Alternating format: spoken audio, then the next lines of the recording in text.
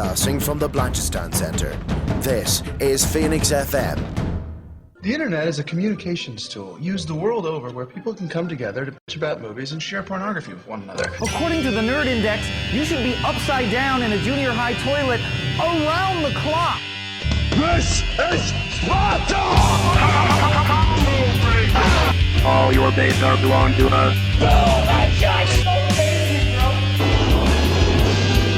It's a trap 9000! Stop collecting all of us. Leave Benny alone! Leroy Jenkins!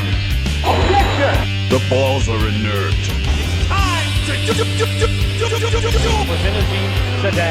And now it begins.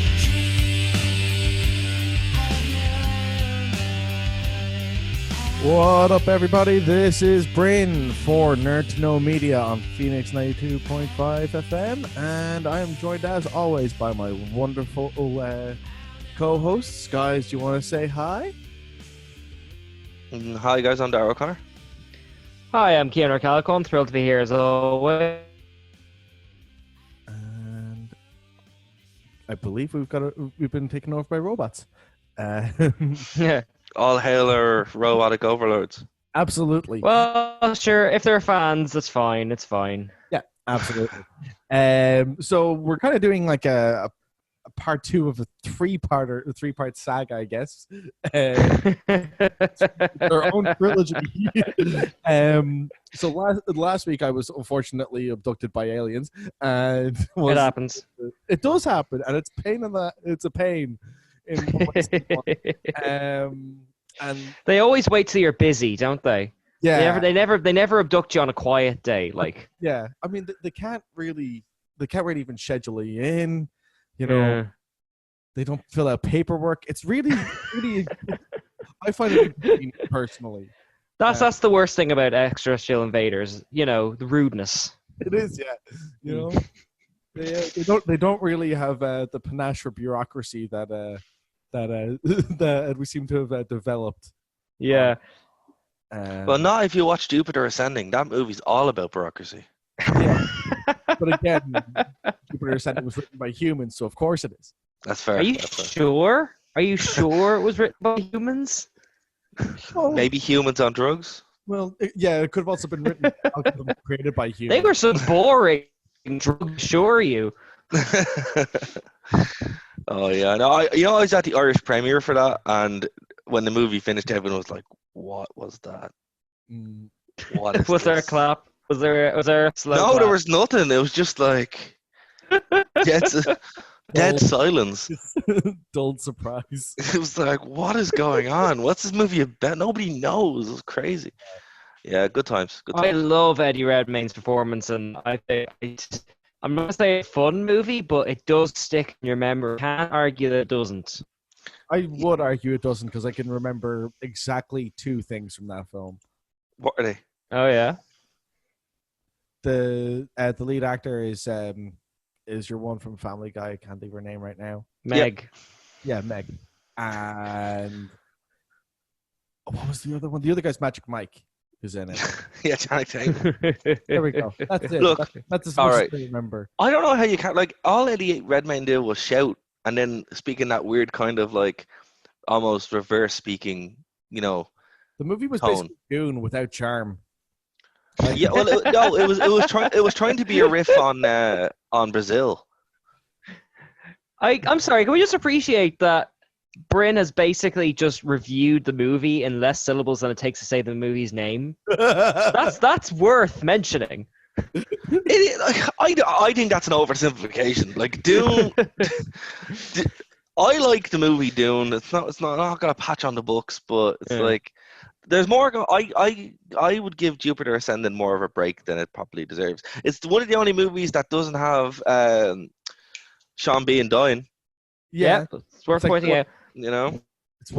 Yeah, I'll give you that, Dara. It's very imaginative and it's very brave and risky, and you can't really be too hard on a movie that's not following the formula and trying weird things, you know? Exactly. Like, come on. Like, here's the thing. You know, compared to the Star Wars trailer, which dropped. I'm sorry, I just had to bring it. I was just being a meme at this point. Oh, Sarah's episodes are right off. Grab your just- sandwiches, your popcorn. Now's the stick on the kettle. Now's the time. Four-parter. I'm very sorry, Dara. Please go on. I've actually been looking forward to hearing your thoughts. Oh no, I don't know, man. I watched it and I was just like, oh Lord, what's this? And then I kind of got the moment where I was like, I got that kind of feel where I was like, oh, this could be okay. And then I remembered what I was watching, and then I'm like, yeah, no. That's the thing. I was surrounded by people going, "Aren't you excited?" And I was like, No. See, that's the thing. Everybody has that reaction where they're like, is it over yet?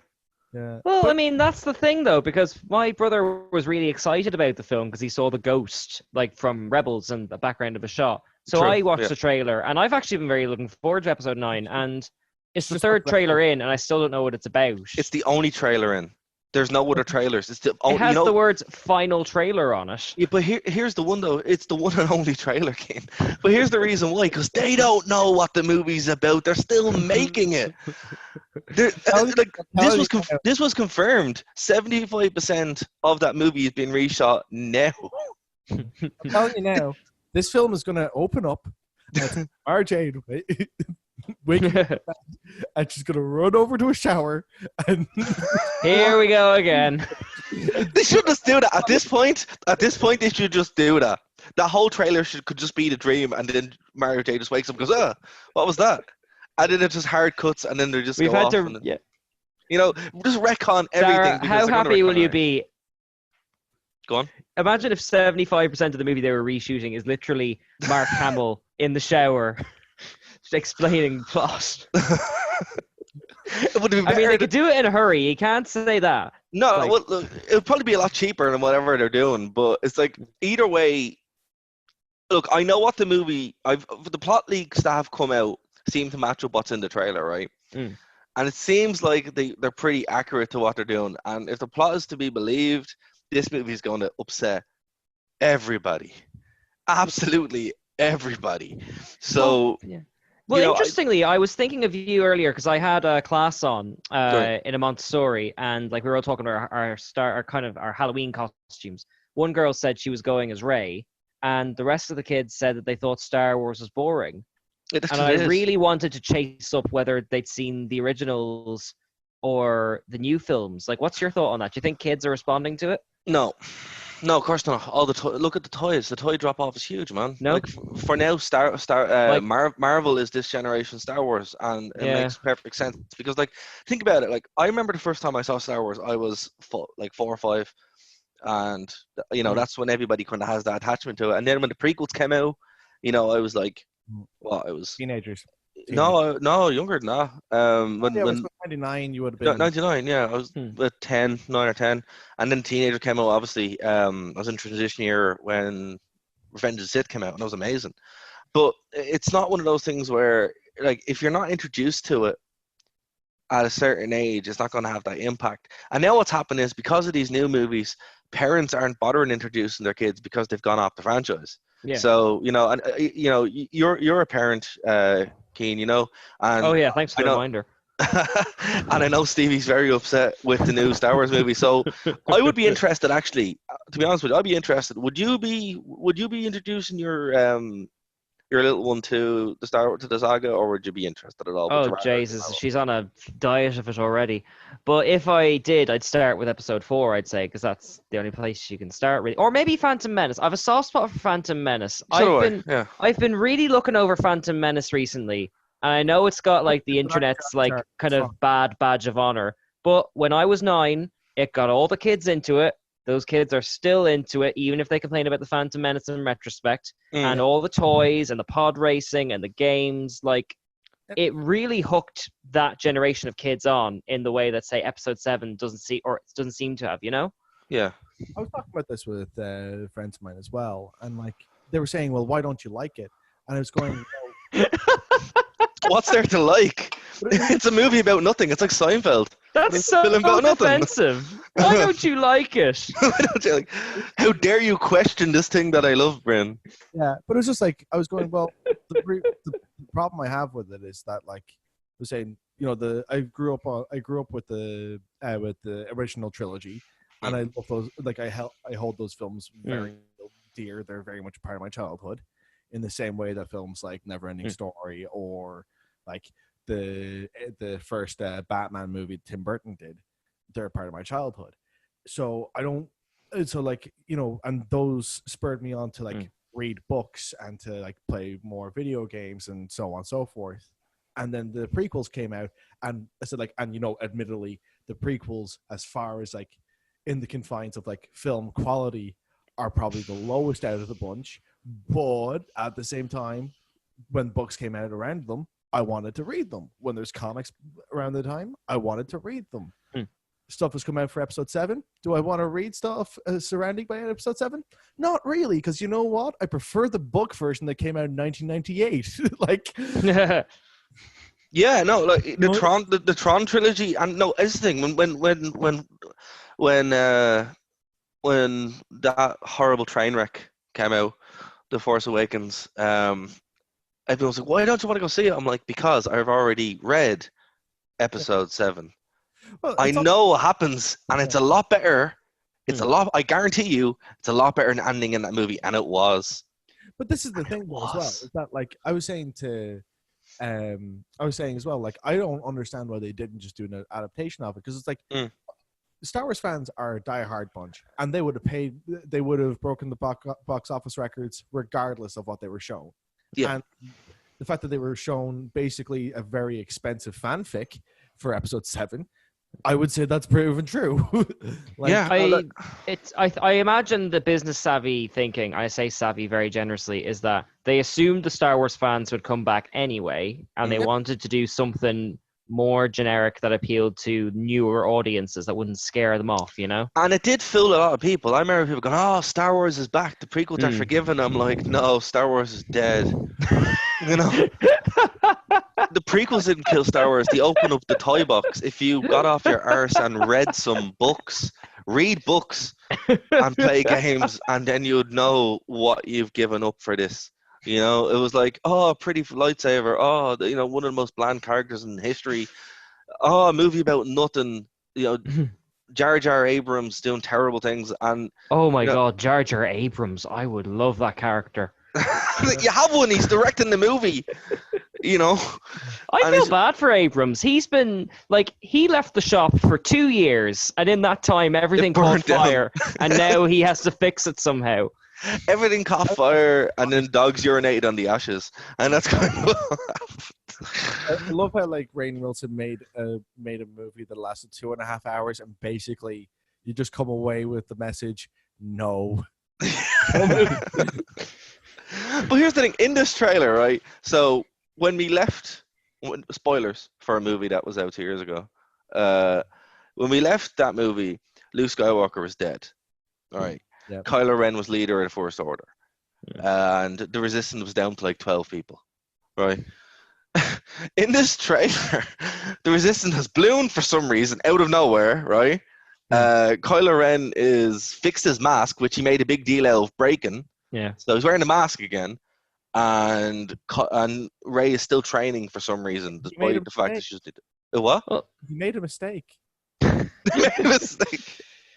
I mean, that's what I quite like about Episode 8, though. Its entire, you know, thesis, which is nice for a Star Wars movie to have a thesis, is that you should dismantle all these tropes and trappings and try something new. And now Episode 9 is undoing that. Exactly, yeah. It's like, I agree with you. I actually appreciate The Last Jedi for doing something different. Now, it wasn't good. It was like, you know, when you had a child a paintbrush and you're like, go paint a picture of a house, and then they go and smear feces on it. You're like, I appreciate that was different, but not great. You know, it was... So, a bit like your Jupiter Ascending thing. It's like, exactly, it's not great, but like, there's loads of cool things they're trying. Like, yeah, it was different. You know, I'm like, at least they did something, because The Force Awakens was so generic. Temp marks. Yeah, exactly. Yeah, and now they've temp marks, and now they've gone back on this where they're like, okay, we know you didn't like that, but same again, and you're just like, what's this movie about? Like, okay, here's the thing, right? At least, you know, with The Force Awakens, there was something set up, right? And you're like, okay, we're going to be explored. Now, what's set up? Like, the Emperor's coming back. Okay, you've undone the 6th movie now. The Emperor already came back. If you wanted to do it, if you wanted to, and I know people are like, but the expanded universe, yeah, the expanded universe had some dumb moments too. But if they wanted to do Dark Empire, they could do Dark Empire. And I'd have no problem with that. Use the clones. Have Luke turn to the dark side. Yeah, but the window for that is gone. You threw that window away. You should have made that 20 years ago. You know? So it's just like, ugh. That's true, but like the problem is that like episode 7 is a remake of episode 4, but episode 8 is a remake of episodes 5 and 6. Yeah. So there's the nothing to draw on, like, you know. No. I suspect it's going to be like a Matrix Revolutions situation. So you're talking about the Wachowskis, where it's going to be one big feature-length third act. Yeah, well, that's the only thing I can think of. Yeah, well, they have to do a lot of course correction here, and judging by the leaks, which seem to be right. Remember, they are reshooting this movie, so these leaks could be gone. But I'll tell you what, indulge me. What are these leaks? The leaks are the whole plot for this movie, and we will. The leaks are the whole plot. They are the whole plot, and it sounds ridiculous, but it looks like it's what they're going to do. Right? So the leaks are that Rey, obviously, they all go back to Endor, right? And they're going back to Endor to get to get MacGuffins, right? It's probably going to involve time travel or something as well to try and get it. But they're trying to make Endgame. Basically, that's what it sounds like. They're making Endgame. Yeah. And they're trying to get these MacGuffins so they can send the message to the rebellion or back into the past. And then it ends with Rey basically being Shmi Skywalker, right? Rise of the Skywalker, right? Quite a turn. Well, they have to do something that's stupid because they've written themselves in a corner. Like, and apparently Ben Solo dies as well after redeeming himself, which it looks like is going to happen in the movie anyway. Yeah. So it's like, all right, you have to set up a new series of trilogy. This is the last one. You have nowhere to go. So they're going to have to do a big Hail Mary kind of thing where they're like, you know, let's do time travel when we end up going back in time, or we jump to the old Republic or something. And even that would be like, yeah, that's really dumb, but at least it achieved something. You know, just like, right now it's open, but that's what the leaks are saying. And apparently they tested that movie and people hated it, so now they're scrambling to remake something else. So they're doing Avengers Endgame without the time travel. Apparently time travel's in it, yeah. Because they've set up time travel in Rebels, remember? I know, but like if you're going by reshoot logic, then like maybe they had time travel and people hated it, and now they're trying to like cobble together an edit without it. Yeah, exactly. So they're probably going to do something similar to that, but without the time travel. But then it kills the whole point of the movie, and it's like, either way, this movie, I'm probably going to go see it once, and then if it's bad, I'll go see it a couple of other times to laugh at it. But I just imagine you sitting through 5 screenings of it, and the poor cinema goers who are going in for the first time, not knowing. Well, I have a Cineworld card, so it's fine. You should go to like that fancy cinema in Rathmines. God, the name of it escapes me. What's that? Oh yeah, I remember that. Yeah, and where they like bring the food to you and just spend a day. Like, no, have your funny. breakfast, lunch, and dinner. The Lighthouse has shown the first 2 movies back to back beforehand, and I just wrote back to them and said, why don't you just play Empire and Episode 3? And everybody, like 20 people liked the comment, and it's like, there you go. This is how unsuccessful your movie is already. It hasn't even launched yet, and people already hate it. It's ridiculous. By the way, the Stella was called the Stella in Rathmines. Yeah. Anyway, yeah, that's my thoughts on the new Star Wars movie. Basically, new Star Wars bad. But yeah, we will be talking for another hour. So let's get on to the meat and potatoes of this. Bryn, I'm very sorry. Actually, Bryn actually did create a wonderful segue about 20 minutes ago about aliens kidnapping him and all the boring bureaucracy and stuff, which segues time travel. Imagine we've skipped around all that Star Wars stuff, fun as it was, because we are going to talk about terrible, the worst horror movies. Yes, terrible horror films. Yes. Now, Bryn, I appreciate you've been very excited about this particular topic. Can I ask why? Because I love shit films. Well, if I got this, episode 9 is on its way. Yeah. You see, like episode 9. It's like, the problem I have. Man, we should make merch. I have when I talk about crap films with people, because they bring up films that they like, that they personally don't like, and I'm like, no, you don't understand. When I say a film's bad, I mean it doesn't have redeeming qualities. Like, I mean, when it comes to talking through, like, I've got a little list here of like a bunch of my favorite terrible films. I love these films. There's nothing good about them, but they just put a smile on my face because goddamn, someone thought it was a good idea, and they tried. They shot it. They wrote it. They got a team together and they went for it. Okay. This was the best. They hired the catering. They scheduled things. Yeah. All this work. And it failed. Right. Well, we're talking about it, so it did something right. Exactly. When you go to see, like a play. We have special guests in this. It's like when you go to see a play in like a secondary school, you know, and you're seeing a bunch of people who aren't good actors try to put on a show, and you're like, you tried your best, but it wasn't good. So, like, we're not talking like so bad it's annoying. We're talking about sort of getting those little badges at the end of sports day, the participation things. Sort of. There's a level of that. I mean, like I think out of the list here, like I've got one that's like a reasonably big budget film, and then like there's like 3 mid-range ones and then 1 low budget, like properly low budget film. I think we'll start from the biggest budget film at the top, and we'll work our way down. So the first one I'm going to talk about is Jason X, which a lot of people probably. Okay. Jason is this the one where he's in space? This is the one where he's in space. I have seen this, but please go on. Yeah, Jason X is appalling. Basically, like the general plot of it for people who don't know. Just to even give a rundown of like the Jason films, like they're the Friday the 13th films. At this point, it's the 10th installment in the story, and they clearly just ran out of ideas at this point. Have Freddy take they tried to have Jason take Manhattan, and it didn't go so well. Is that real? Jason takes Manhattan. Yeah, and he gets as far as a boat. He doesn't get that far, does he? No, not that far. And like, so you get into Jason X, and basically, like, he got frozen. Like at the beginning of the film, he gets like cryogenically frozen. And then it's like it skips forward like 300 years or something. Doesn't really matter how far. It's just the future. Can I ask, why did they freeze him and throw him into space? He was attacking someone, and as he was attacking them, he hit his machete into this into the freeze chamber that they were trying to hide in, and then it froze him as well. And yeah, it's dumb. He hit his machete into the freeze chamber. Yeah, and basically got frozen as well. And yeah, so like they're there frozen in time for like a couple hundred years. For whatever reason, there's a school trip to this place 300 years later, and they take in space. There's a space school trip. They live in space. And they're going on a school trip to the crime scene. and this is only Act 1, by the way. This is your first pick, and I'm gone. Yeah, and it's just like, I mean, by this point, like the Jason film started off as like a straight up slasher thing. By this point, it's almost like a pure comedy.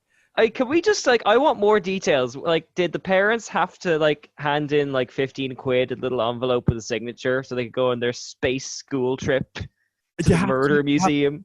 Have to assume so, because you don't see them. You just. You do see a student sexually harass a teacher to get a better grade. And I'm back at that weird segment. Yeah. Basically, I'm talking about Jason X. Oh, Jason X is amazing. Yeah, but welcome. Yes. We are just talking about the logistics of how you would allow your child to go on a space school trip. It's the future. Yeah, it's so... Oh, I love Jason X, but it's so terrible. But it broke new ground. It broke new ground. How? It turned a pretty decent horror series into an out and out comedy. Dude, it was Jason. I think Jason Goes to New York did that. You were talking about that part. You were saying he gets as far as a boat. Yeah, he gets basically. Yeah, you had to do something with that franchise. That franchise was deader than the Star Wars franchise by the time I got to it. You know, They just kept bringing out movies, man. It's like, but they had to make him work. You know, it's like, quick, Jason, get out there, go on. yeah. I want to see Jason like traveling through time. I want to see what situations he They can didn't get into. They didn't get there. Well, he goes back to the Confederacy and starts fighting Stonewall Jackson. Yeah. Oh, why Actually, not? I'd pay for that. That would be amazing. Oh my god. He becomes Jack the Ripper. Like the Yeah. possibilities are endless. He goes back to the Roman Empire and becomes a gladiator. Yeah. There you Lads, go. Like I can listen. see like a young Indiana Jones series and like type thing in this. I'd watch this. Lionsgate, if you're listening, we take commission. We can bring this back, guys. We can bring this back. Yeah. I will write a treatment for the first 5 episodes at least. Absolutely. That'd be brilliant.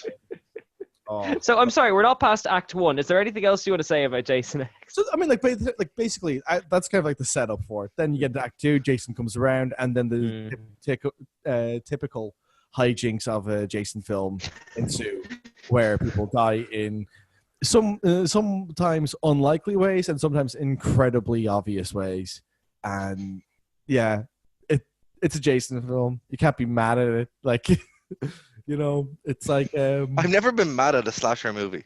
no. That's the thing. It's the one genre where I'm like, well, it's a slasher movie. I was expecting this. That's true. Because I've seen a few slasher remakes, and like whenever something bad happens, like the thought, instead of going, "Oh, that's terrible," the thought in my head goes, "Well, I chose to watch it." Like, it's a slasher Really, film. it's kind of 50-50. Like, Really, this is on me. I should have known better. Really, I should beat myself up. yeah. I mean, I chose to put on My Bloody Valentine 3D. So, Oh like, my god, yes. No, the acting in that movie, what a segue. I remember going seeing that in the cinema, right?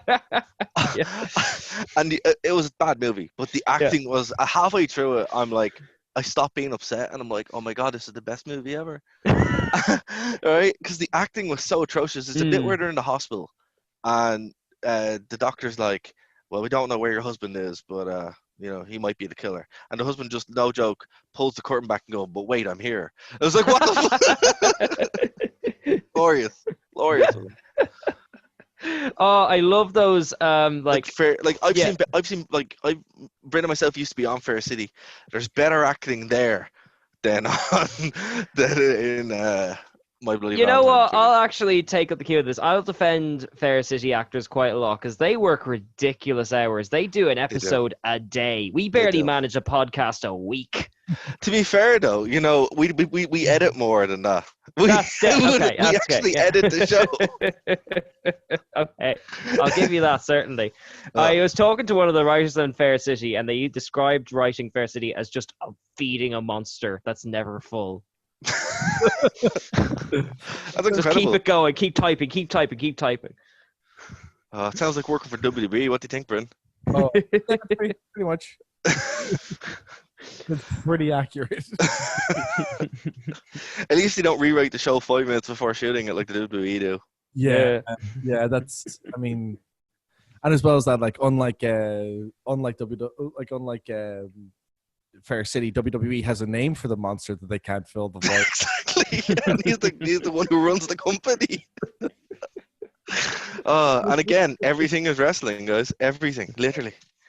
Okay, what's next on the list? Who's up next? I have one if you guys don't. Go ahead. Yeah. Here, you go on. Right. Sleepaway Camp. Oh, wow. Oh, what's that? Oh my god, you don't know? Yes. Okay. Keen, you need to start keeping a list of this, man. You're going for a good time. Okay. So this movie is free. It's on YouTube now. It's dedicated to someone's mom, which is super weird. I dedicate this slasher horror. Yeah, no, but when you actually get through the themes of it, it's even more weird, right? Right. So it's on YouTube for free. You can go see it now, and there's like tons of sequels of this movie. So this movie is like a cult classic. It's crazy. But basically, it starts off hard cut into a family on a boat, and the boat crashes, right? Right.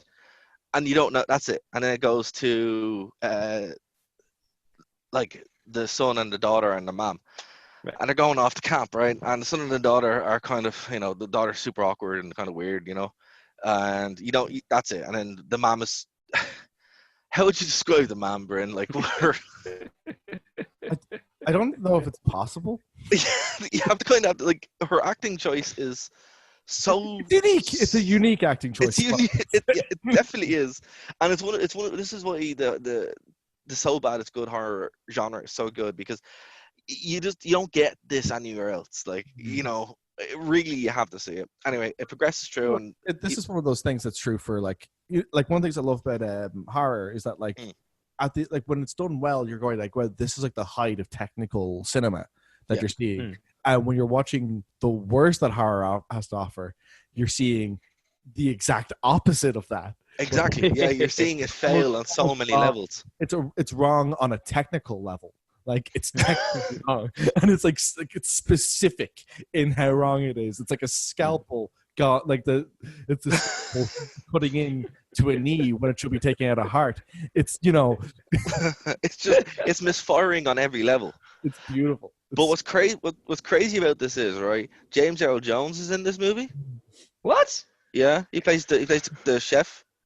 Okay. Who dies. It features lots of random molestation at random points.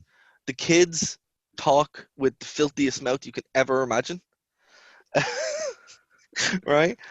So the plot base, what happens is basically loads of teenagers start being killed, right, in loads of different fashions, all that kind of stuff. And then you're trying to find out who the killer is. Mm-hmm. So I'm going to spoil the ending because I have to. You're kind of led to believe what's going on. And then it turns out that Angela, who is the little girl, is the killer, right? Turns out she was that little boy in the beginning of the movie, and her crazy aunt turned her into a girl, and now she's gone into a crazy killer rampage because of it. And the movie ends with her pulled back, and she's completely naked, and you see her area, and then someone points and goes, "Oh my God, Angela's a boy," and it ends. And it's like, this what? On YouTube? This is on YouTube. It's like, what is this movie? What is this movie? So it's like, you have to see it, man. I did not do it justice, but it's something else. And what specific ingredients make it worthy of this list? Everything. The whole movie.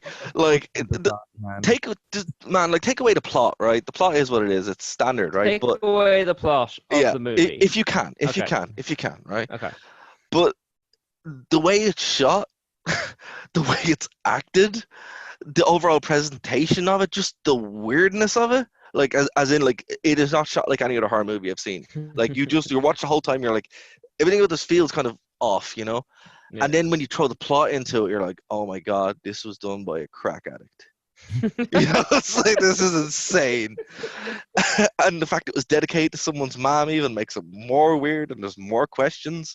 So yeah, there you go. That's my pick. It's a good one. All right, I have a pick I'm pretty sure neither of you have heard of. Bryn probably has. Okay. Bryn, have you seen the 1999 version of House on Haunted Hill? I have seen it, but I was very intoxicated at the time. You've hit the nail on the head as far as like kind of ideal watching. Yeah. Like, you know, because it's this is a film I was unaware of until last Christmas Eve. My family was all over, and like for whatever reason we were still awake at like 1:30, and we found this on like the Sci-Fi Channel. It's got actually a pretty good pedigree. It stars Jeffrey Rush from the Pirates of the Caribbean films, and Famke Janssen from the X-Men films, and Jeffrey Combs from Star Trek and all this kind of stuff. And like, it's basically the Netflix one, The Haunting of Hill House, written by someone who doesn't know how to write. But tries. They can't write a plot. They can't write a plot, but they write a whole mess of plot. Yeah.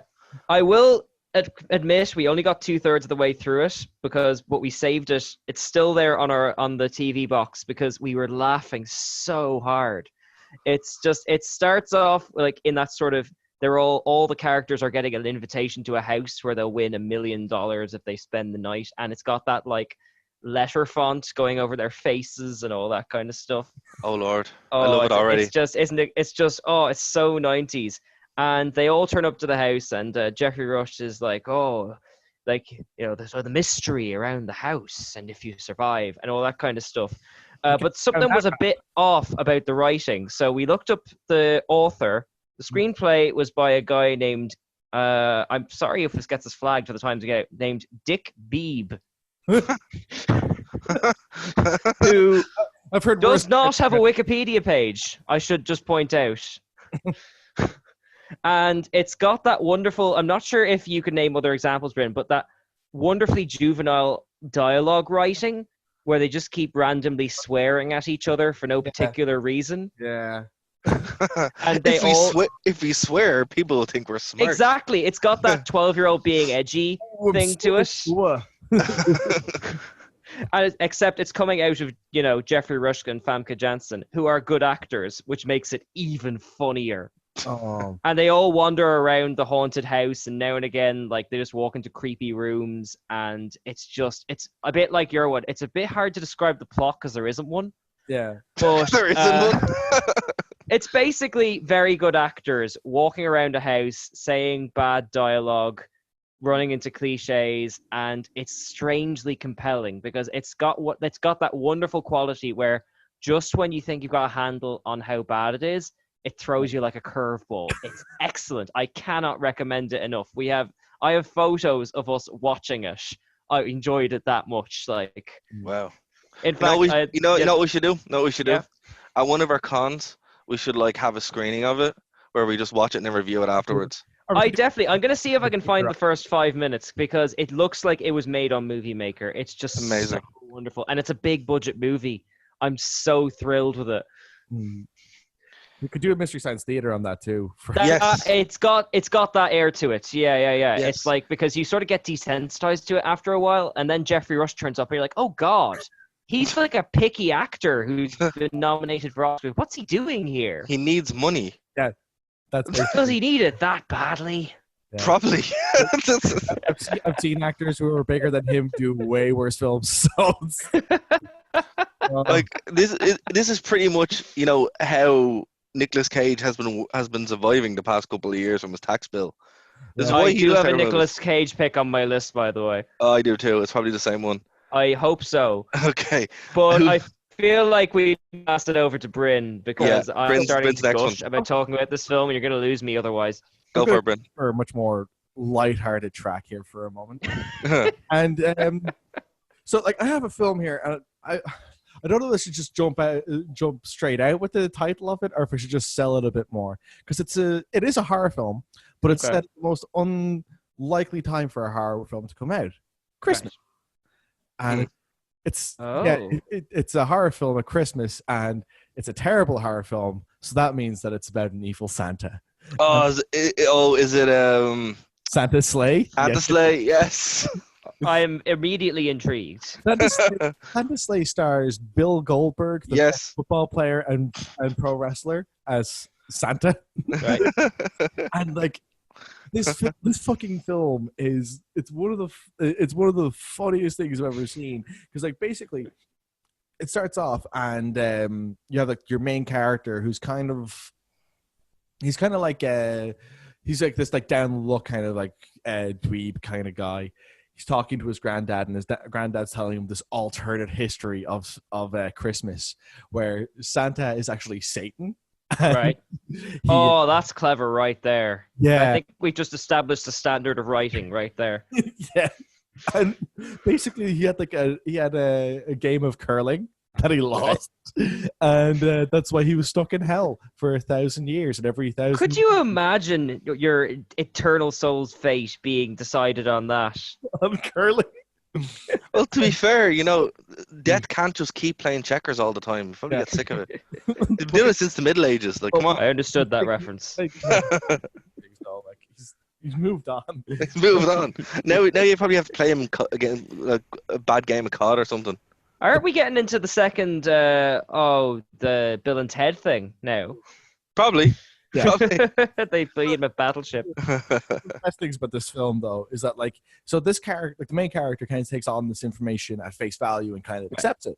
Right. And then he has to explain it to like 2 or 3 other people throughout the course of this film. And each time he does it, they believe him less and less. It's really, really good. It's kind of like got like a knowingness to how it like presents itself, but it's still so dumb that you can't call it a good film because it's a bit too stupid to like to actually deserve to be given like a seal of quality on it because it's it's a bit it's just a bit too goofy for Is it earnest? Like, do you know what I mean? Like, is it trying to be trashy or? I think it's trying to tread a line between being earnest and trashy, and I think the fact that like stuff like that in the writing where like they clearly know the people wouldn't, they clearly were going like the people wouldn't actually believe this though. So like it's stuff like that makes it a bit more endearing than other films where if people just like got on board the whole way through. But yeah, it's definitely worth checking out. It's very funny. So I'm a bit confused. What's like the horror menace here? Oh, it's a slasher film. Okay. Like Santa's he's a 6'5" monster with like a bunch of different festive weapons.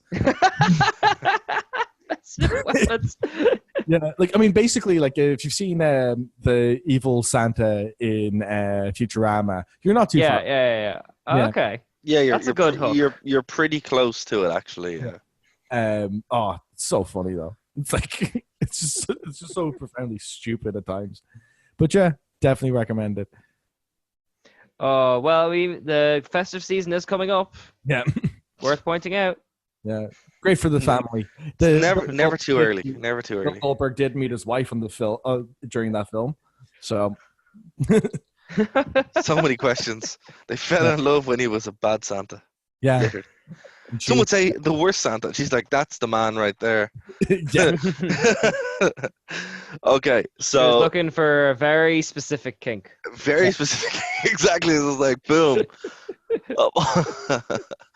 All right. So my next pick is going to. I'm kind of torn between this, right? So on the comedic side of things, we can't talk about bad movies without obviously like the king of bad movies, Ed Wood. Yeah. Oh. So you're going Plan 9? I'm going Plan 9. Yeah, I know it's an obvious pick, but I had that on my list too. I haven't seen it, unfortunately, but I'd love to hear about it. You haven't seen it? Oh man, it's I actually have the Ed Wood box set, like before he did all the porn. Little known fact, that's how he finished his career, which is really sad. No, I was just imagining that's like what's written on the box. The hits of Ed Wood minus the porn. For everyone, it's on YouTube. It is. Is it? It's public domain. Yeah. Okay. Yeah. All right. So, Bryn, help me talk about this movie. So, if anyone doesn't know, Ed Wood he is like literally the king of bad filmmakers. Yeah. There's a good movie, great movie by Tim Burton called Ed Wood with Johnny Depp in it. Definitely watch that. It's super good. Yeah. But sorry, go on. No, yeah. Ed Wood is like. He's just kind of known as being someone who tried really hard to make good films. Yeah, he wanted to be Orson Welles. That was his hero. But and he failed miserably. Yeah, there's a great meme that shows up every now and again in like nihilist communities, and like Ed Wood embodies it perfectly, where like you probably heard like the really nice version of it where it's shoot for the moon and you'll land among the stars. The nihilist version of that is shoot for the moon and you'll die in the vacuum of space. Ed Wood encapsulates that perfectly. He does, but his movies all have a bit of a charm to them, like they do, yeah. Like they're all terrible. Right, they're all really bad, and by mean bad, I mean like from a technical standpoint, like literally they pretty much didn't have a license at all, so they just kind of shot and then ran. But they also one takes. So in Plan 9, they knock over the tombstones. The stage hands are in the shot. You can see the boom mics. It's really, really bad. You also have like moments where like characters are using their props, real names, and their props. Yeah. Props in like really inappropriate ways. Like I think it's in Plan 9 as well, where like you'll see a guy who's a cop holding his gun and he's scratching his head with the with the barrel of the gun, and you're like, oh my god. Well, you haven't mentioned the famous thing, which is the Bela Lugosi is in it, kind of. Bela Lugosi is in it, yeah. Bela Lugosi's in a lot of Ed Wood movies. Yeah. But he has a bigger part in that, although he's okay, how do we say this? He's dead. Here, let me try and explain it, and you correct me if I go off course, because I only know the Ed Wood film. Okay, go on. Reference. Yeah. So, Bela Bela Lugosi is in this film despite being dead when they were making it. Yeah. So so they used some footage which was recorded before he died, and then after he died, all of his scenes are acted out by, I believe, a dentist holding up a mask to his face. Is that the whole time, yeah. Basically, just imagine Leia in the new Star Wars movie. Everything leads back to Episode 9 now. That's what they're doing. I'm just embracing the meme now, Kane. That's all. They've got. I really hope they get like Mark Hamill in to like hold something up to his face and play Princess Leia. Just like she lifts up, she's got the white robes from the first one on again. It just lifts them up every time. And he just has the beard and everything. Yeah. It'd be amazing. But yeah, like Plan 9 it's on this list for its contribution of this genre. It has to be. Like, there's no way. It basically created the genre. Yeah, exactly. And it is, as Bryn said, it's not like a bad movie that has no soul or anything like that. So they're not fun, right? It's a bad movie that has a lot of soul, and they tried really, really hard and failed consistently. And you're like, I love this because it's so charming that you're trying so hard and you're really bad at this. So it's great. I love it. Oh my God. Oh, I'm getting giddy, guys. Okay, I see all my ones are relatively like kind of obvious, I'm afraid to say, but I'm gonna cheat and go with two close to my heart, which are Jaws 3 and 4 respectively. Have you seen them? Yeah. A shark can take revenge. Who knew? Like, here's the thing when it comes to those films, like they're really stupid, but I just came away from them going like, I felt like they could have been dumber. Well, no, you've got two unique flavors of bad film here. Jaws 3 is like your popcorn bad film, where the characters are thin, there's 3D special effects. The radio doesn't have the benefit of me moving my fingers in that sarcastic way. And it's like super schlocky, and all the effects are awful, and the shark just like smashes through glass. Whereas like Jaws it's all the characters in the first one minus the leads, obviously, because you couldn't afford them, and Michael Caine, oddly enough, and it's genuinely about them getting over the like death of their father and all this kind of stuff, and it's very tears to endearment. But a shark wants revenge, and there's a wonderful clash in those two types of movie. Please tell me you've seen at least Jaws 4. Oh yeah, Jaws 4 is wonderful. I still come away from it going like, oh, man, I really wanted it to be more crap than it was. That's exactly what I mean, though. It's taking itself really seriously. Yeah, it's the same thing with like, there's like going into other genres, but it's like when I was watching The Expendables the first time, and just going like, this is a bit too much quality to enjoy it. Like the way I want to enjoy it. I want it to be a bit thicker. Deep Blue Sea is a great Jaws film. Yeah. Give it a different name. It's basically Jaws and Jurassic Park thrown in a blender together. Yeah, basically. And it's terrible. With more Samuel L. Jackson. Yeah. And more rapping over the credits. Yeah. Oh, Lord. Oh, no. But I don't know. I've got a soft spot for all the Jaws movies just because the first one is so amazing. To me, it holds up every time you watch it. And all of it's a bit like Aliens 3 and 4. It's like whoever was making them got the gist of Jaws, but didn't quite get how it works. But they didn't get how it works in very different ways, and I find that very entertaining. They like read the notes on Wikipedia and they're like, "Oh, yeah, I got this. Don't worry." It's like, "Oh Lord." But my favorite thing before we move on, very last thing, is there was a novelization of Jaws: The Revenge. Have you heard of this? Please tell me that it's from the shark's point of view.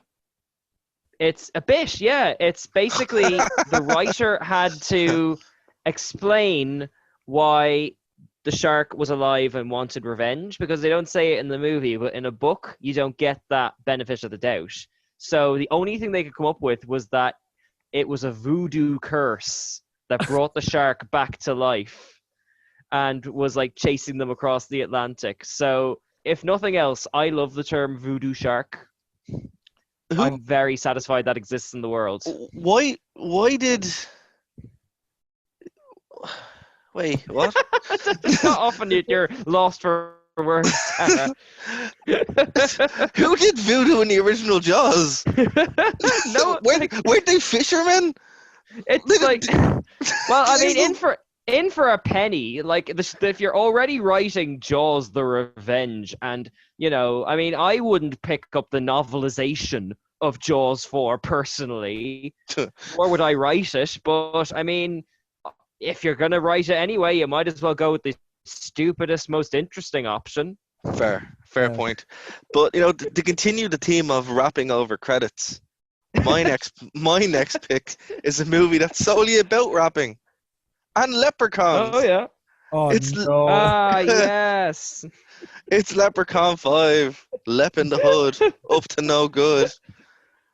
Oh my god, I have not seen this, but I want to hear about it.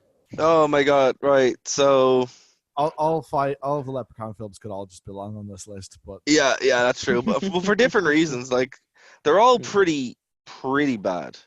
Yeah, including the remake with more wrestlers, which is also really poor. But basically, the Leprechaun series is a slasher series, of course. Actually, a lot of this list is just slasher movies. They're not good. But basically, it's about a murderous leprechaun, right? And throughout its trials and tribulations, they try and kill him, really, right? And Warwick Davis plays the leprechaun, and this was made in 2000, so it's relatively recent. Like Jennifer Aniston was in the first one; it was one of her first movies. Okay, let me try to describe this. So basically, right. So wait, is this? Can I just ask? Is this who's playing a leprechaun? By the way, is this Warwick Davis? I was hoping you'd say that. Yeah. Okay. I have a lot of time for him. Okay. So right. So basically, there's a group of hip hop performers, right? One of them, and then there's a record producer called Mac Daddy, played by Ice-T, right? And the hip hop performers like feud with Ice-T, right? and instead of doing a drive-by or writing a rap song, they break into his house and steal an ancient medallion and a statue, right?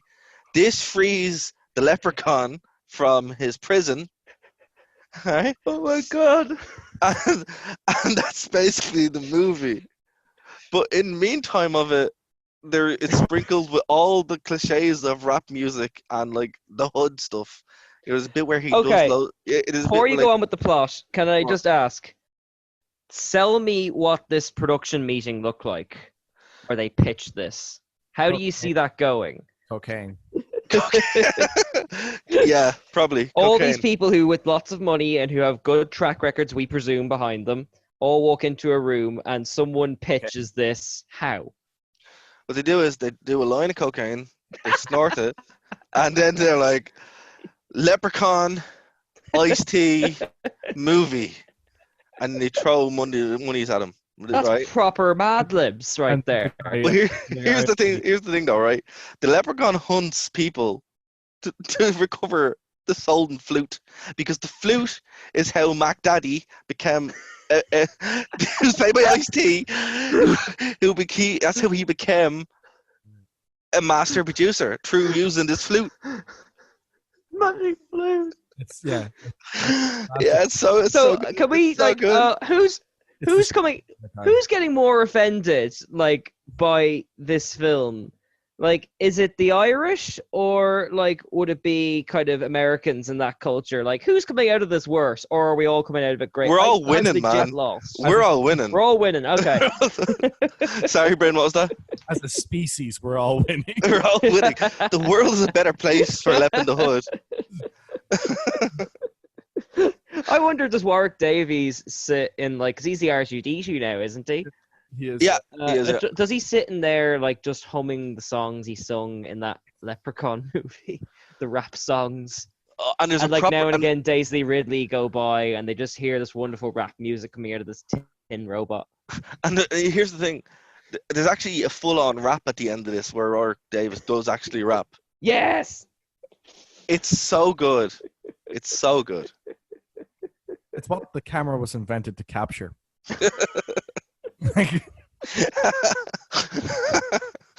Oh yes. All right. Oh, it's just I oh my god, I wish I was like a fly on the wall that day. It's like, Mr. Davies is like coming out of his trailer, hand him his microphone, and like all the people getting ready and all the speakers getting set up. It must have been the most surreal thing ever. Yeah. So All I'd say is this is a watch. This is a good watch. I'm gonna follow on with one of mine, and I'm gonna go for it's another kind of legacy one. It's one of those ones you have to talk about. All right. Talking about not just about bad horror films. It's also when you're talking about bad films in general. Yeah. In my opinion, it is the most perfectly bad film ever made. Oh, that's quite a claim. High praise. Everything about this film is wrong. I am talking about the magnum opus, Troll 2. Oh yeah, had to. I've only seen the little bits. Give me the plot. So the plot of the film is this family. They live in a suburban area of some city. They are going to do a home exchange for their holiday for the year. Right. So they're going to go off to this rural town called Nilbog, which is goblin backwards. The family there are again. The level of writing is just already literally spelled out. So like they're gonna switch over with them, and then they get there, and the townspeople seem a bit strange. Like they're going, they go into a shop and they're like, hey, I need to get some milk. And they're like, you won't get any milk here. That's the devil's drink.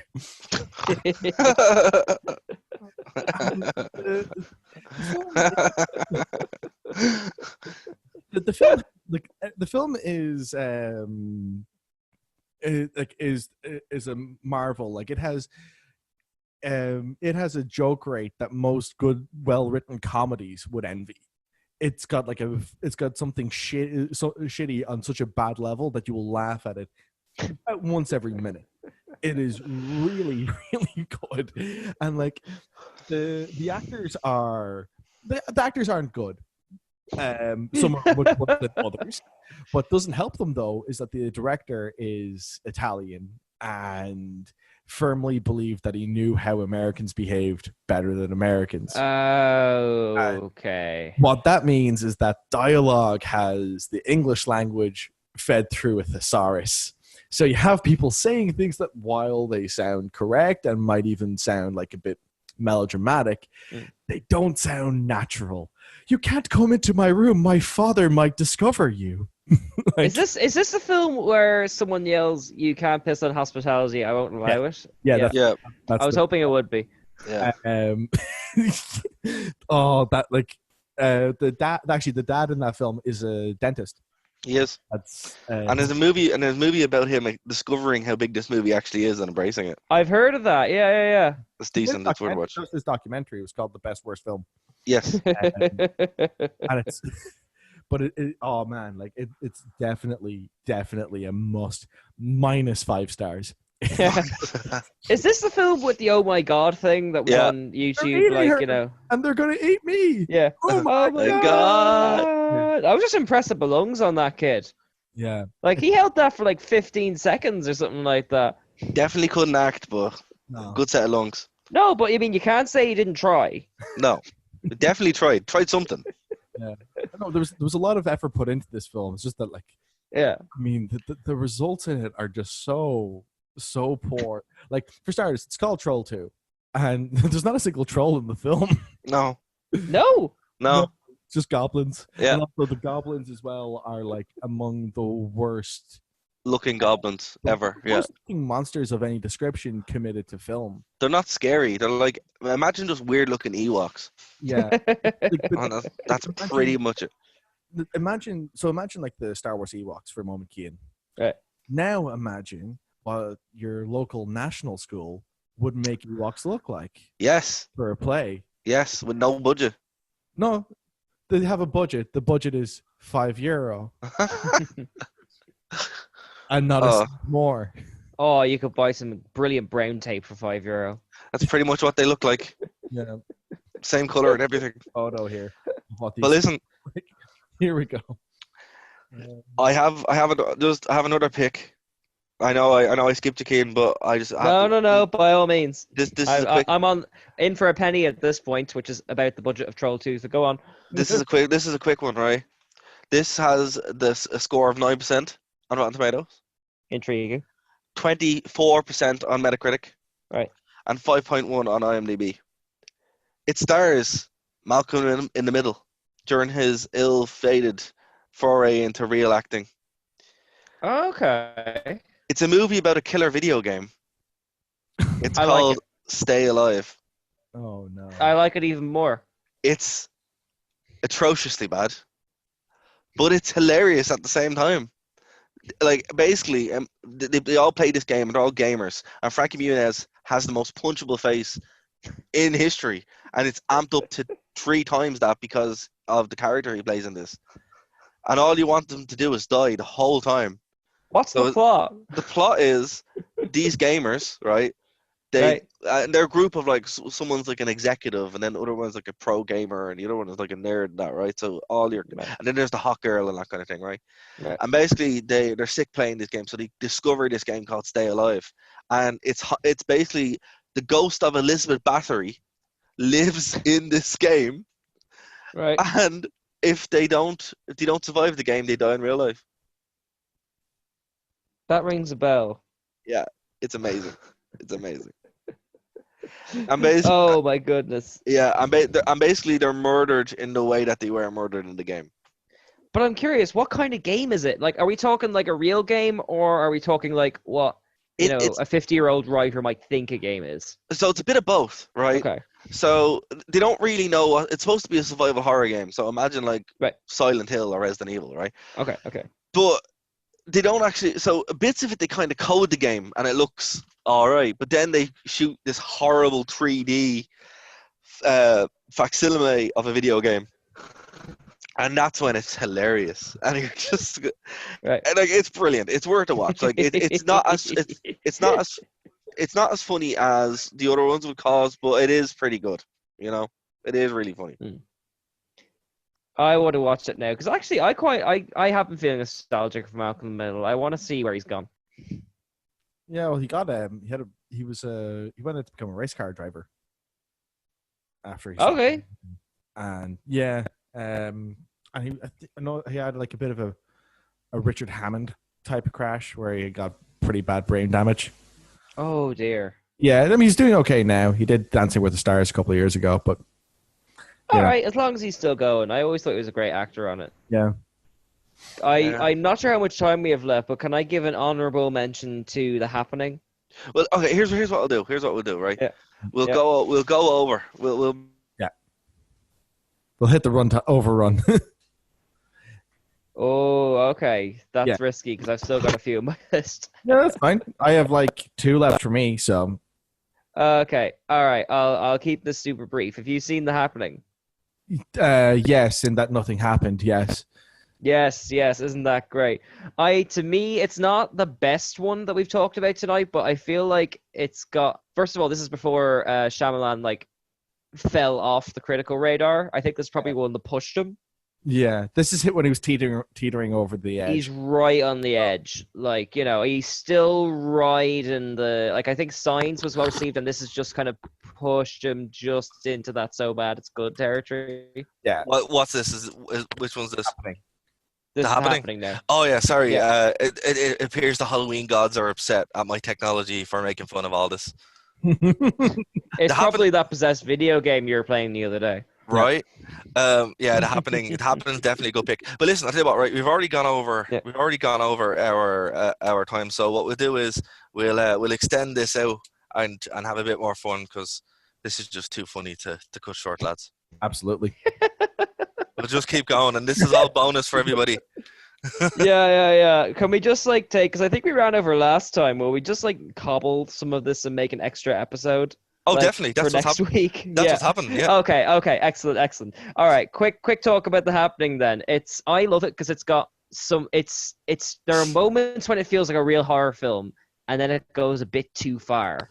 Like the premise of which is, I believe, something mysterious is making people kill themselves. Yeah. So it starts with the really chilling thing of people just falling off buildings, and that's really scary. Cut then to a man feeding his own arms to a tiger. Yeah. Which is one of the funniest things. It sounds horrible, but it looks wonderful. Or people lying down in front of those big lawnmowers. Like it just looks so ridiculous. And again, it's that slightly outside yourself where like someone in an editing bay looked at that and went, "Yeah, that's staying in." Just like nailed it, guys. No, that's yeah. He done a good job. Or as I heard on Fair City one time, what you think, guys? It's lunchtime. All right. same kind of thing. It's like, oh, it's lunch. That sandwich is waiting for me. So I will say, Mark Wahlberg gives it his all. I cannot fault him that. I've never seen a man talk to a fake tree like that before. Oh, he sells it. I believe him. Well, no one's ever accused Mark Wahlberg of not trying. Like, you know. I know, but like, I mean, as someone who's been an actor and directed actors, I really appreciate it when something isn't working and they just amp it up even more. Like, I mean, fair play. Like, I mean, he believes in the still, or at least that's what he's conveying. He believes you should be scared of the wind.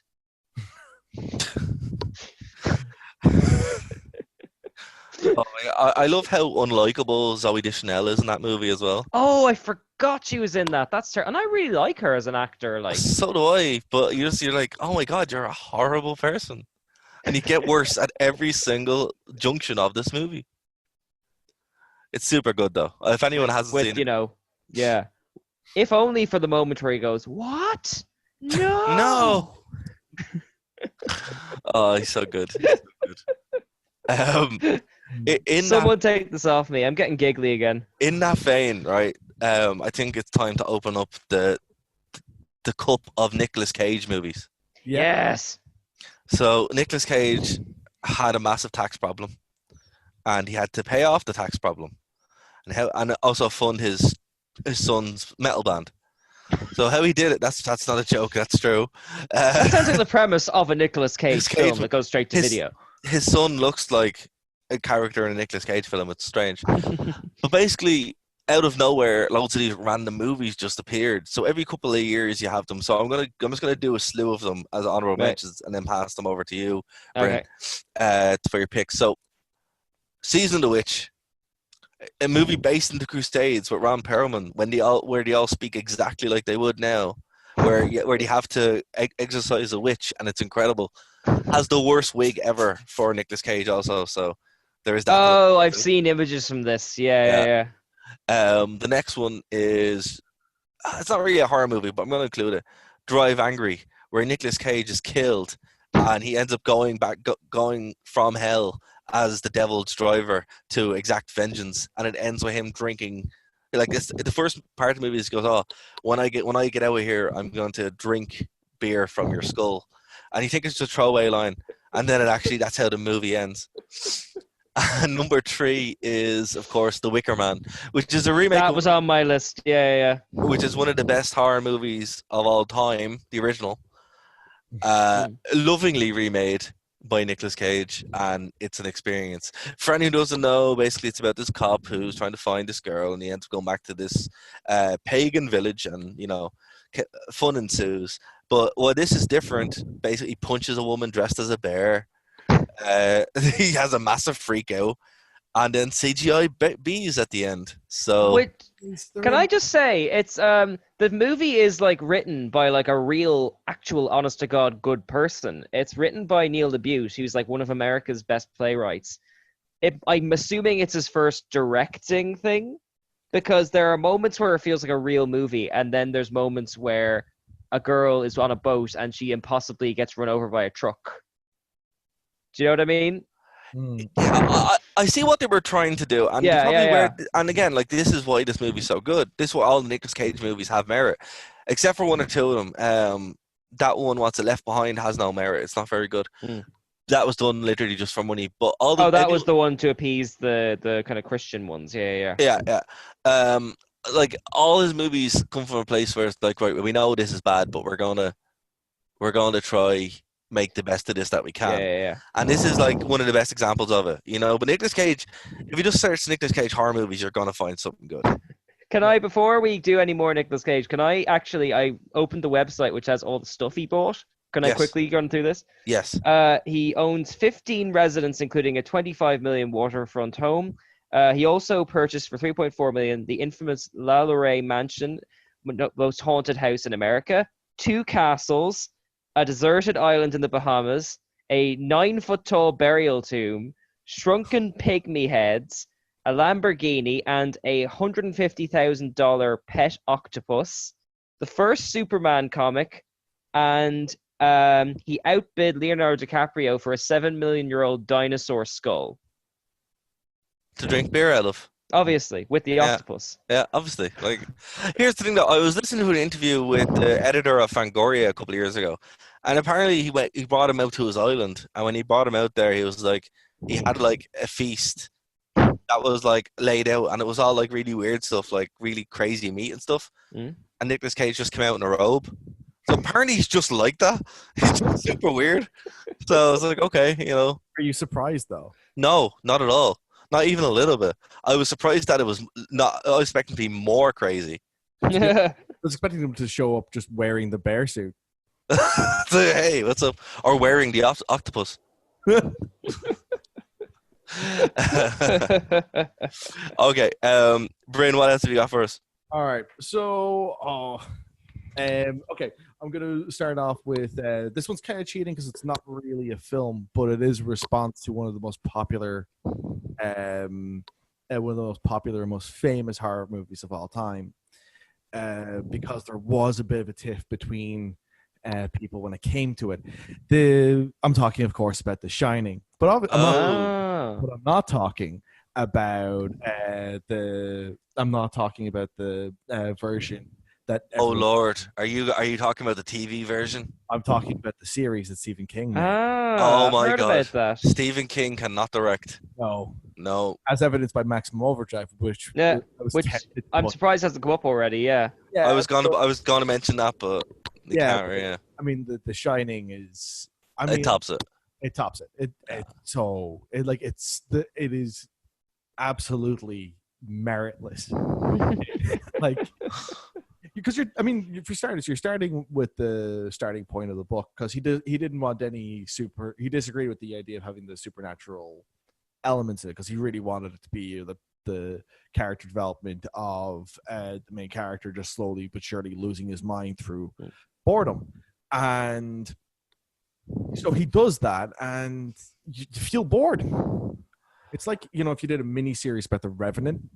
You did a 12-episode series about the Revenant, and the first episode would be Act 1, and the last episode would be Act 3, and then the rest of it will be him healing and nothing else happening. And kind of what this experience is like. It's just so drawn out and painful and a massive waste of time.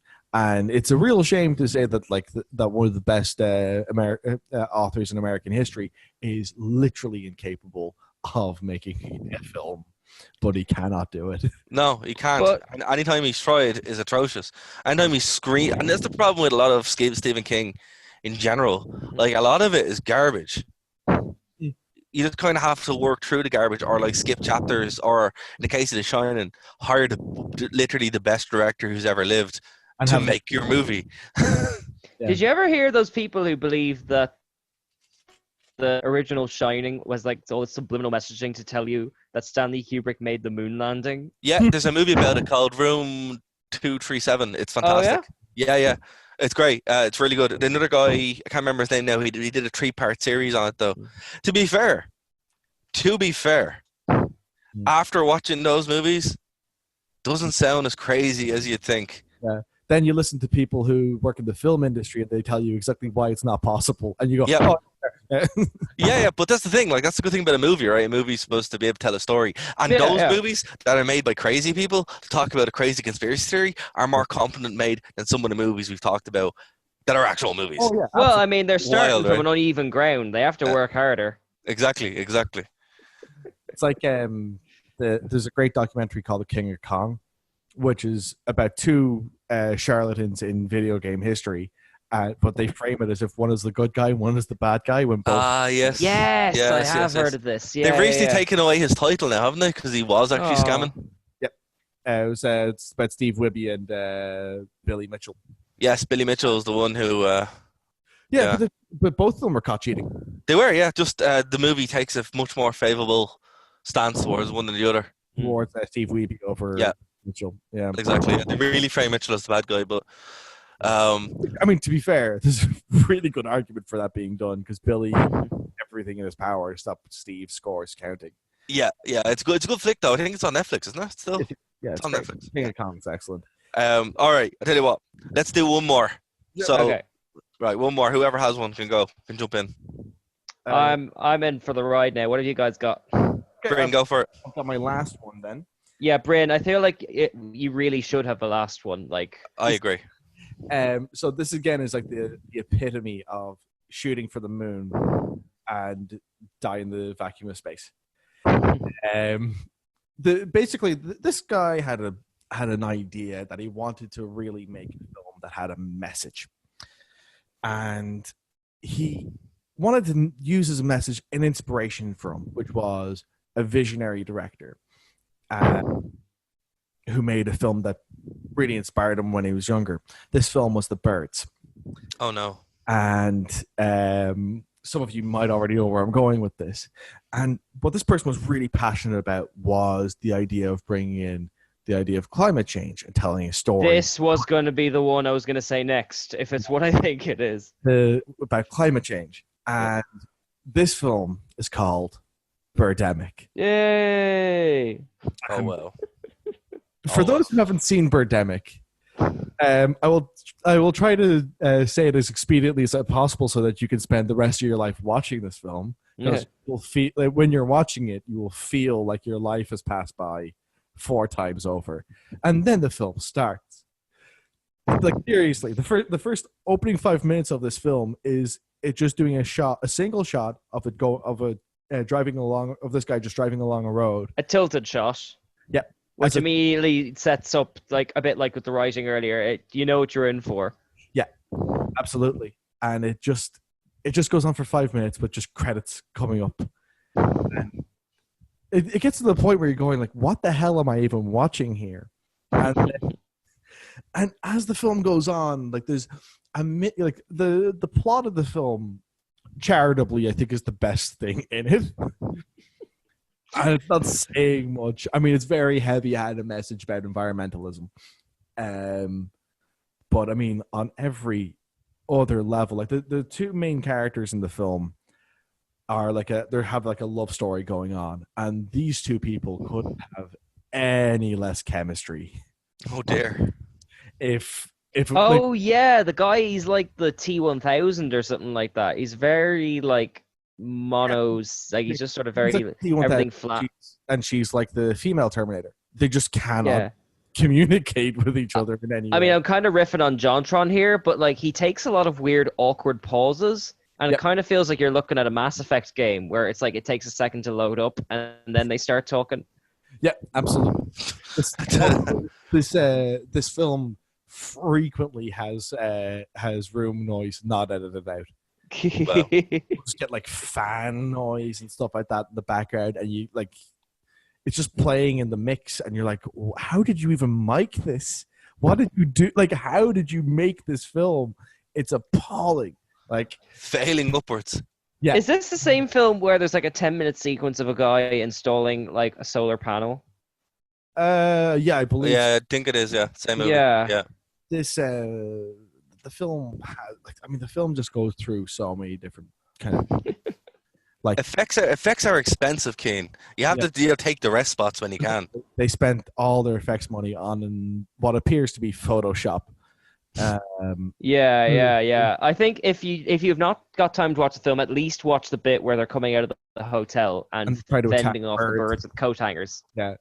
It's amazing. It's amazing. That's the best scene in the movie. This is the thing, like viewer, to our listeners. Like, if you don't know anything about special effects, you will see these special effects and go, "I'm relatively certain I could do a better job than this." Yes, it's like it is impressive how bad it is. Like, the Nostalgia Critic has better special effects, which is saying. Yeah. Oh dear, yeah, that's saying something. Particularly if you've seen his review of The Wall recently. I heard notorious things about that. What's all the basically, he doesn't understand. No, he doesn't get The Wall, and his whole basically he made a movie that's almost the same length as The Wall. Yeah. Basically, just throwing out the most terrible bland surface readings of The Wall ever, and it's atrocious. Also, like, misreadings. Like, he was calling the I don't know if you've listened to the album The Wall. Loads of times when I was in school. Yeah. Goodbye. By the way, actually, Keen, 1 second. Do not listen to the Nostalgia Critic version of The Wall. Rob Scallon did the best he could, but no one can sing. So it's So is it even worth watching as like a so bad it's good watch, or is it just? No, it's terrible. No? Sorry, Ben. What was the point you were going to finish there before I jumped in? Yeah, basically, the effects on it are terrible for Davik, but they make Nostalgia Critic look competent, which is saying something. Yeah. Well, also, like, when it comes to The Wall, I hate it, but like when it comes to the review he did of it, I hate it because, like, he was calling Goodbye Blue Sky Oscar bait, despite the fact that the album was made first. Yeah. It makes no sense. Yeah. You know, and his takeaway from Another Brick in the Wall was that, oh, school is bad. It's like, yeah, it's written from the perspective of someone who got beaten up by teachers. Yeah. So I'd not to go too far away from our topic, but like in those cases, do you think people who make content like that are deliberately reading it too simply so they have more of a stick to beat it with, or do you think they just can't? Do more analysis. That Doug Walker operates with bad faith at this point. Okay, yeah, that's true. A lot of the movies that we talked about as well, he's reviewed in the early days, and they're pretty good. But most recently, I will admit, I did really like him. I wish he'd stayed retired though, because he retired at a good time and then came back, his content was fairly good up until then. Yeah, that's very true. The thing that I love as well is that in the Wall review had a crack about the Wall having a long runtime. Yeah. Bear in mind, this is coming from a guy who's made 3 films, and the shortest one of them was 3 hours long. Oh, to be honest, I hated those even back in the day. Yeah. And all those movies could be topics of them in and of themselves. Yeah. Him saying that, like, calling films pretentious when he literally wrote himself into a film. Like.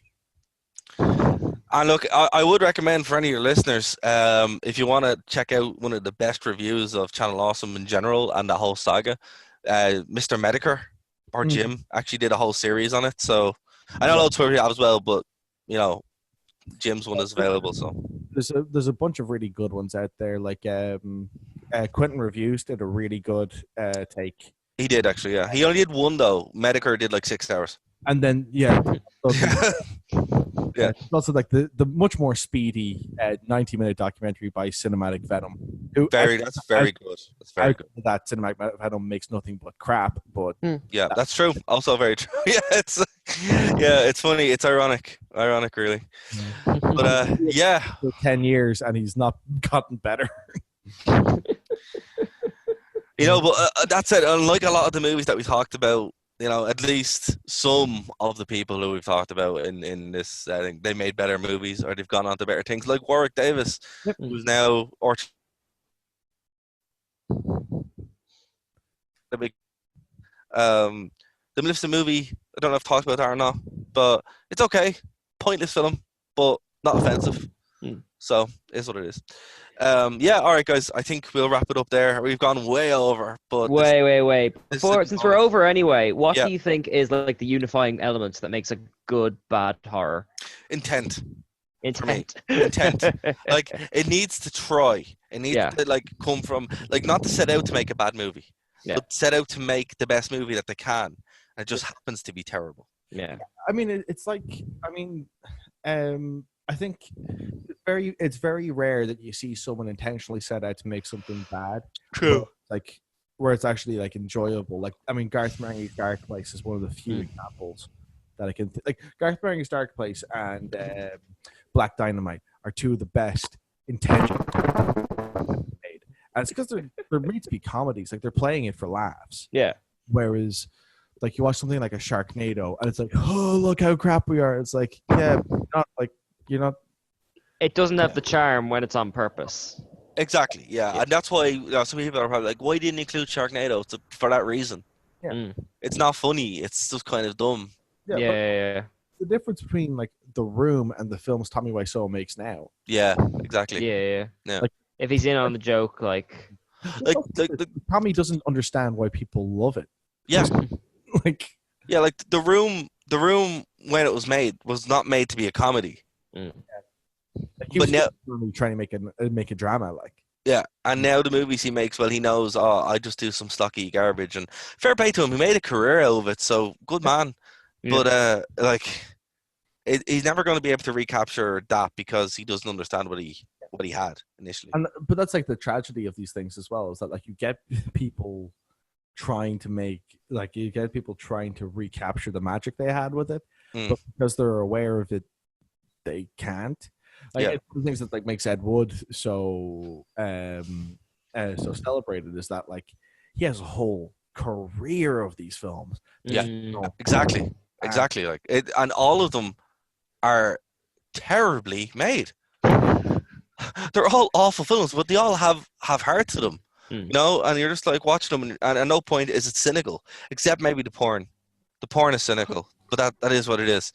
But you know, I think as well. You know, like, I mean, some bad films are like they're bad but interesting. Like, I mean, Caligula is a terrible film. Hey, that's fighting words, Bryn. It is a terrible film. No, it's not. It's amazing. Listen. He didn't know that happened. You know, it's just it's. I like Caligula. I think it's a great movie, but I will concede that half is porn, and you know, yeah. I mean, the thing is that like I think what I'd love to see with something like Caligula now is I'd rather see a film about the making of that film rather than see that film again. Fair.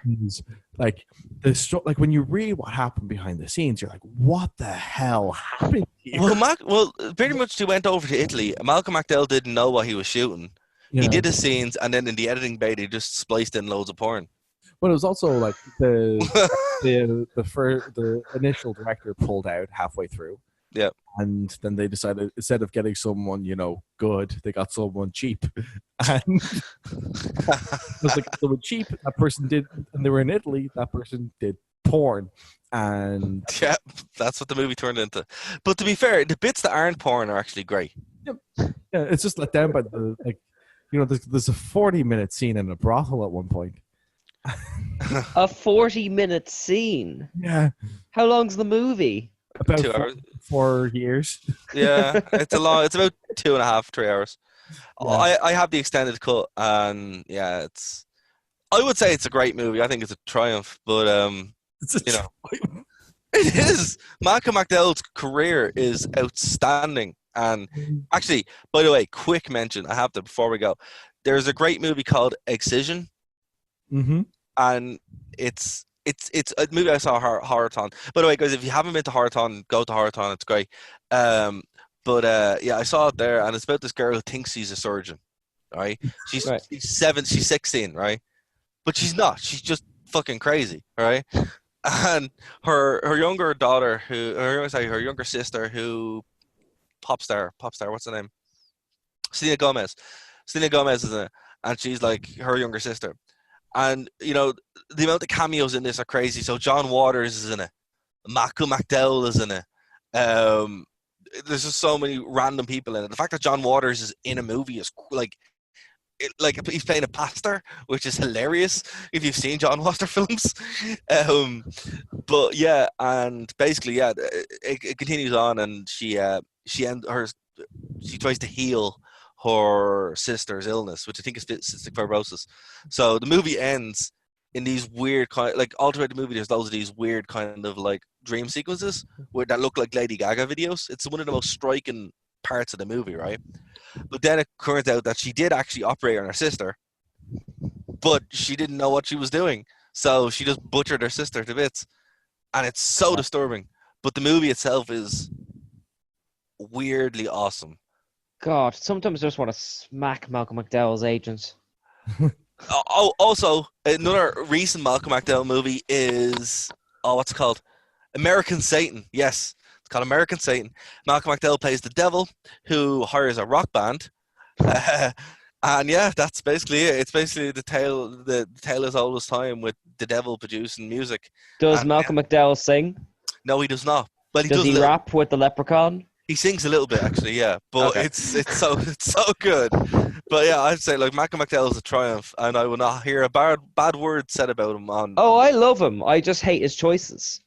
I love his choices. I mean, I love Michael Caine, and he was in Jaws 4, like, you know. I know, but I think the choices that Malcolm McDowell has made have just made his career so much. Home Alone 5, Holiday Heist. That's a great film.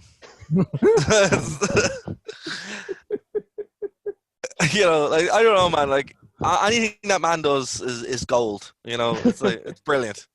I wouldn't go that far. I would. I was glad to see him in Star Wars Rebels again. Or see isn't the right term, but you know. Yeah, hear him. I would say my favorite cameo was when he turned up in South Park as a British person. Yes, I think that was probably the first time I saw him. I'm ashamed to say. Oh, so good, so good.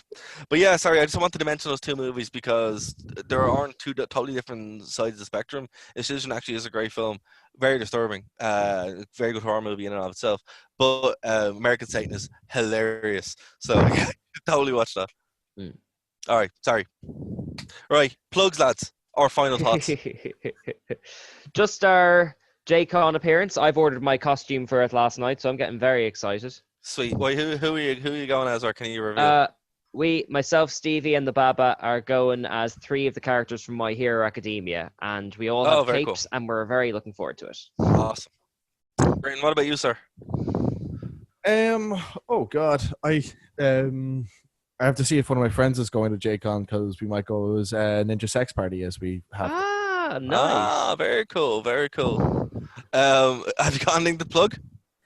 Unfortunately, I don't because Geeks the Industry are gone. So, bummer. Yeah. I guess we'll just plug our own site. Okay. Yeah, that's nerdtoknowmedia.com. Nerd to Know Media, Gmail, Nerd to Know Media on Twitter, Nerd to Know Media on Twitch, all that kind of good stuff. My Twitter is @RWV. My Twitch is Nerddux. And yeah, follow us there. By the way, if you liked what we did in this series, let us know because we might turn it into future con shows or specials or whatever. Because we had a lot of fun, guys. I really enjoyed this. Yeah. Oh, definitely, yeah. This was fun. God, all right. The opportunity to talk about terrible films. I've sent you guys a photo from the first one I mentioned, the haunted house one. Just look, if nothing else, look at the font, and you'll see what you're in for. Like, is it has to be Comic Sans, is it? No, it's not. It's what is that font? But that's great. The kind of I'll call it the Gatsby font for lack of the proper technical term. It's very art. Reminds me of Batman animated series. Yes, exactly. Oh Lord, I love this so much. It's so good. Yeah, it's kind of like that 90s, 20s Art Deco kind of thing. Yeah. Yeah, exactly. Like if of the House on Haunted Hill, I would recommend it wholeheartedly. I suspect it will be on again at Christmas. So, by the talented, I'm loading up his name now because I've already forgotten from all the giggling. By talented screenwriter Dick Beebe. Never forget it. What an unfortunate name. I'm going to go out on a limb and say he picked it. It's a stage name. He chose it. It's not like Screaming Mad George, then, is it? It's a director I've seen.